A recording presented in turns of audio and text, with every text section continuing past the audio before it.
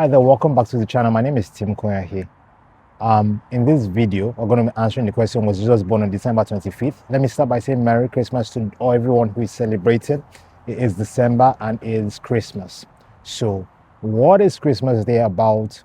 Was Jesus born on December 25th? Should we celebrate Christmas? Those are the questions I want to answer in this video.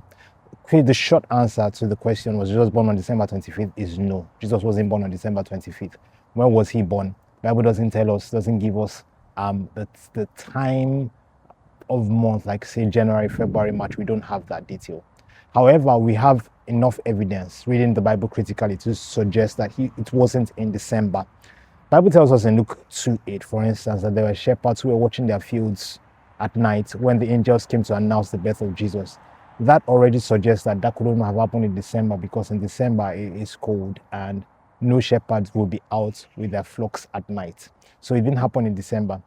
So how did we get to this December 25th business? Interestingly, you will not see any mention of Christmas in the Bible. You will not see any mention of Christmas from the early church. And it wasn't a thing until about, according to what history tells us, about the 4th century. So what had happened was, in the 4th century, the Roman Empire was transiting from paganism to Christianity. And around this time of the year, all right, there was a festival of lights, right? I'm not using the actual names now. I'm just trying to paraphrase to explain. And at this festival, since it was the festival of lights, the church fathers thought, rather than celebrate the sun god, why don't we use this opportunity to celebrate the one who is the true light of the world, right? So that's how December 25th became a thing. The second reason why December 25th became a thing for the celebration of Christmas is because at that time, the belief was that great prophets were conceived and they died on the same day. So many people put the crucifixion of Jesus, dating it to happen on March 25th. If you count 9 months from March 25th, you get December 25th. And that was how they agreed that December 25th was going to be Christmas Day. Now, that being said, should we celebrate Christmas?